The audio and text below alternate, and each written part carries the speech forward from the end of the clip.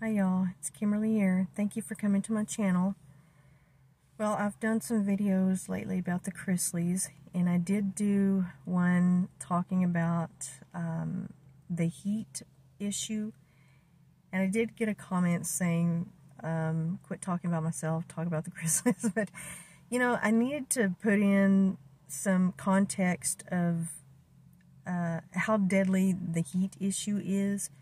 And I was making a comparison between the prisons here in Texas and the prisons that they are in. Here, there is extreme heat that prisoners deal with, and we have a lot of prisoners that die every year in this state. And I know it's not exactly talking about the Chrisleys, but I was just making a comparison between the issues that they're, you know, they're lucky they're not in a Texas prison, was what I guess I'm trying to say. But they actually did get some luck served their way. They are going to be released early. Todd's original 12-year sentence is going to be reduced, and almost 2 years. His new release date is January 22nd, 2033, and Julie has also gotten a new release date of October 19th, 2028. She's gotten about 1 year and 3 months shaved off of her original 7-year sentence, which makes her sentence a little bit closer to 5 years.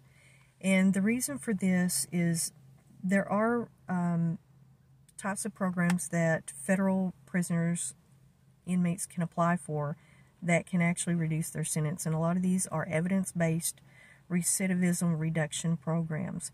And to participate in these types of programs, it depends on the crime that was committed, the nature of the crime, and there's a lot of different factors that usually it's for non-violent crimes, and some of it may be considered because you're a first-time offender or you haven't served X amount of sentences. There's different things that go into factor whether you're eligible for certain types of programs. So there's a little bit of consideration and criteria that is considered before you are deemed eligible to be in one of these programs. There's also math that is done depending on your sentence, and since Todd and Julie were first-time offenders, they were non-violent offenders, there's a lot of different considerations, you know, that they can work into the formula to figure out, you know, what your reduction of your sentence is going to be. And the specific reason that Todd and Julie got a reduction on their sentence is because of the First Step Act, which they were given upfront credits for their sentences, and this is based on their original sentence. Like Todd's sentence was 12 years. They give an allotment of 54 days reduction depending on circumstances, time served, or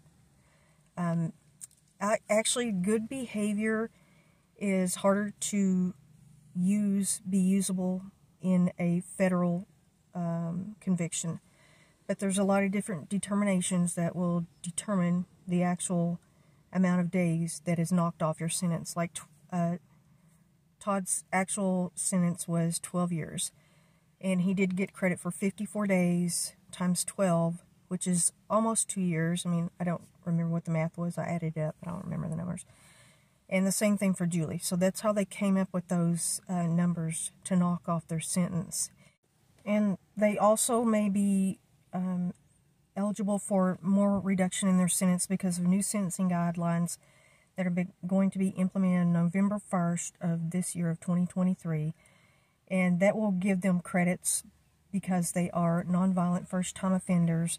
And this is from the new Sentencing Commission guidelines. And that will be probably not quite as much, I don't believe, as this first reduction, but still could, you know, reduce their sentence, you know, quite a bit, a little bit more, I guess, maybe not like a whole lot, but it could actually, all these things factoring into reducing their sentence, you know, their I'm sure it's going to relieve them, and it's going to be, instead of having to serve a 10 or a 12-year sentence, you're going to get 10 plus a little bit less. Same thing for Julie. She was originally given 7. Now she's given 5, or almost 5, I think. And it can possibly be reduced. So that's actually not as much time, really not. I mean, I just think they should be grateful for that. And the reason that they're not eligible for parole, I've heard a lot of people asking or seen some comments before, or not in my section, but I've looked around at other videos, and people, when they were discussing why they weren't eligible for parole, and there is a reason for why they are not eligible for parole, and that is the Reform Act of 1984. And because of this Reform Act, Congress eliminated parole for defendants convicted of federal crimes after November 1st, 1987. So that was a long time ago. So anybody convicted after that date, November 1st, 1987, they will not be able to be eligible for parole for federal crimes.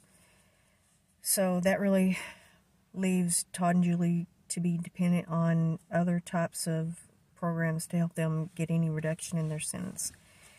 And their lawyer seems to be very confident that they can get more reduction, so he is trying to work on that appeal for them. And Julie and Todd are first-time offenders, and their attorney, Jay Sargent, will be able to work with the new commission guidelines to get them a little bit more of a reduction.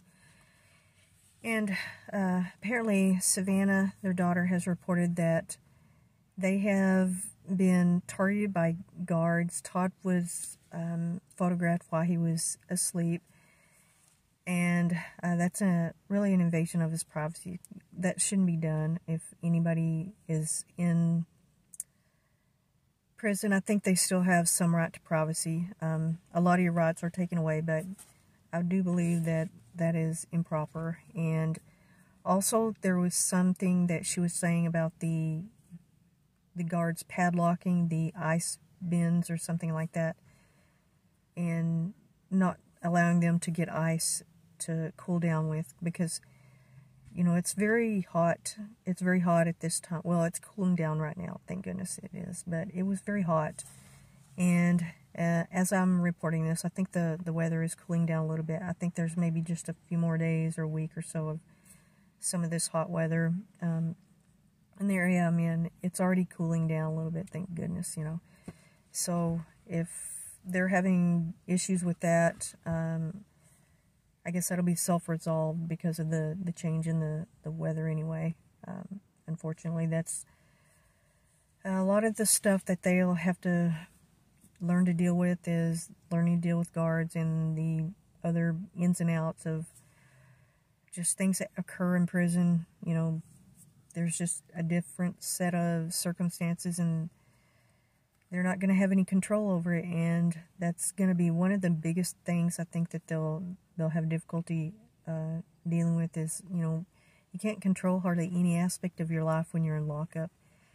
And I think that would be really hard for me, I think, or just about anybody, because you're told when to wake up, when to go to sleep, your hours to eat are set, what you're going to eat is set.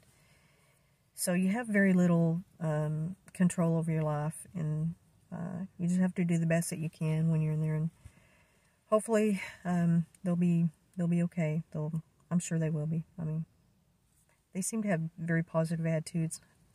I think Savannah said that her father was probably the president of the prison by now.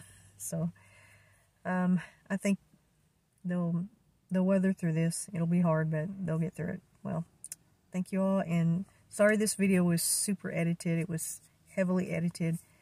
I've been a little under the weather the past week, and I tried to work on this video for all week, but I had to piece it together slowly. But thank you all, and I'll make another video soon. Thank you.